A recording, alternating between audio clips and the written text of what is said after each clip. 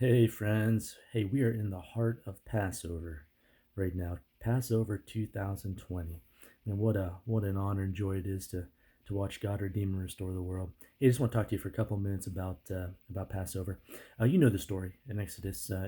God's people was in slavery and they were being oppressed and enslaved and beaten and whipped and mocked and spit on and kicked and uh, oppressed. And it was just an awful time for God's people. And they cried out, and God sent a deliverer, Moses, to lead his people into freedom. But Pharaoh wouldn't let him go. So God sent plagues over all of Egyptians while sparing his own people. And so Pharaoh still said no until the final plague, the death of the firstborn of all animals and humans of the Egyptians. And so God sent that. But he said one thing to his people. He said, I will protect you if you sacrifice a lamb and place the blood on the lintel and the doorposts of each home that you want spared. And then my angel of death will pass over,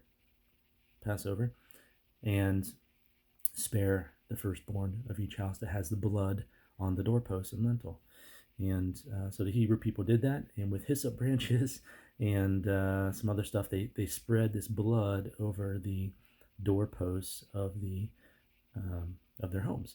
And when the angel of death came and saw the blood, it would pass over and spare the firstborn. So that's the idea of Passover. And so Pharaoh finally said, "Fine, this is too much death for me. Guys, you're out." So they kicked out the Israelites and they left Egypt. Can you imagine the celebration of that now?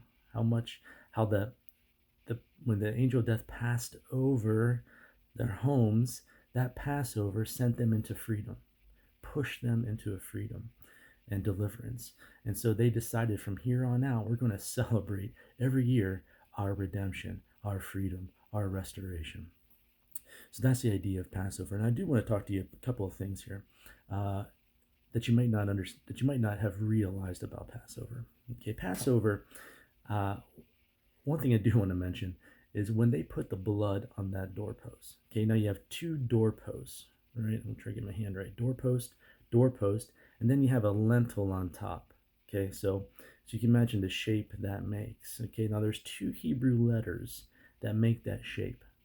Okay, the first one is ket. Okay, it's more of it's a top lintel, and then it has two doorposts underneath, and the top hangs over each side. I probably should have drawn that out for you, but you guys are smart enough to get it. Okay, the Hebrew letter is ket, and it is actually the fifth. No, I'm sorry, it's the eighth letter of the Hebrew alphabet. I want to make sure I have that right. Yes, it's the eighth letter of the Hebrew alphabet. Okay, it actually means life/light. Okay, but it also, since it's the eighth letter, it also represents new beginnings. That's fascinating to me. I love that so much. That God would say, paint the blood on the doorpost and the lintel in the Hebrew letter ket, which represents a new beginning. You guys are being released from slavery, and your new beginning's just getting started. That's a prophetic word for somebody out there right now who's listening to this. Your new beginning is happening during this Passover. This Passover is going to mark and initiate a new beginning for somebody watching this. Maybe a bunch of people. Okay, your new beginning is about to be started tonight. How awesome is that? So, anyways, that's or the second letter is a Hebrew letter He. Okay, so you could actually, it's actually the same setup. Two doorposts and a top piece, but the top piece here is connected to this side of the letter. That represents He, which is the fifth letter of the Hebrew alphabet, which symbolizes grace. So either way you paint this thing, okay, you can paint it up and down and across. That's new beginnings. If you decide to go boom and across and down in one motion, that's grace. Either way, it works. All right, so there's symbolism and there's truth in every little detail of Passover. Okay, so that's what we represent. That's what we celebrate. Actually, it ends tonight. Okay, it ends tonight, and that's what we celebrate. our deliverance, our freedom. And Jesus is the ultimate Passover lamb, isn't he?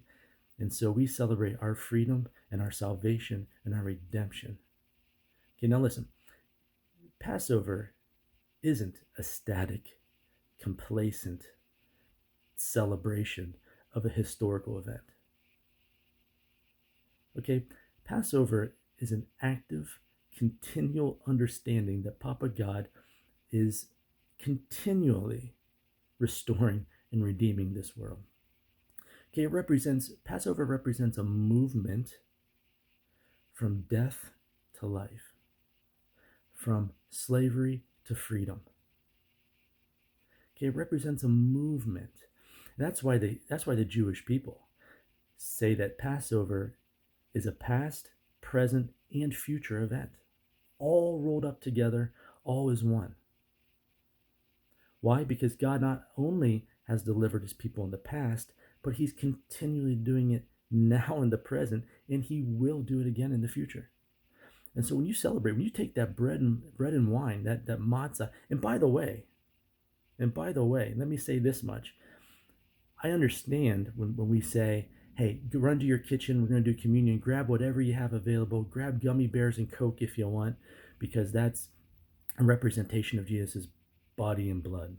Go grab a piece of bread and grab some grape juice. That's whatever you have. I understand that. That's cool. But I want you to understand something, get something through your head here, that when yeast, okay, yeast that you make bread with throughout the Bible, Old and New Testament, multiple times, yeast represents sin.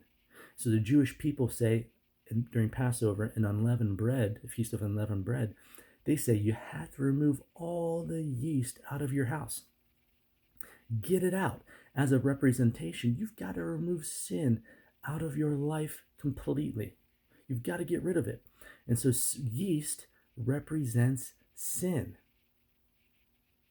And so that's why we use matzah crackers, because matzah is bread without yeast. So can you imagine now taking bread and saying just plain old, Wonder Bread loaf, a loaf of Wonder Bread, pulling it off and say, this represents Jesus' body. Whoa, hold on a second. All right, if you're using bread with yeast in it, representing Jesus' body, you're saying in a symbolic way, there's sin in Jesus' body, right? And there wasn't. He was a spotless, perfect lamb. The Bible says he was a man who was just like us, but without sin. Okay. Now I'm not saying if you use, Wonder Bread or gummy bears or goldfish crackers as the body of Jesus, you're going to hell. Please, absolutely not. But the idea is what the symbol is when you take that bread and wine. It is, can you imagine saying to Jesus, hey, I'm going to represent your body with a loaf of Wonder Bread. I mean, I just can't. It's just something to think about, right? So don't run to your kitchen and grab whatever you can. Run down to the store and grab some matzah crackers and some grape juice or wine. So anyways, that's on a side note. But Passover, when you take that bread and wine, that matzah and wine, you're celebrating the past deliverance of God's people, of Jesus' people. But you're also celebrating your personal redemption. Not only that, but your future deliverance. So Passover is a past, present, and future celebration, not just a static celebration of a historical event, but it's a continual act of understanding that God is redeeming you, your family, in this world. That's why you celebrate Passover. So my friends, enjoy Passover. If you can do your own Seder tonight, do it. That's we usually do that every single year. This is the first year in a while that we haven't done it, and man, I'm going to miss it.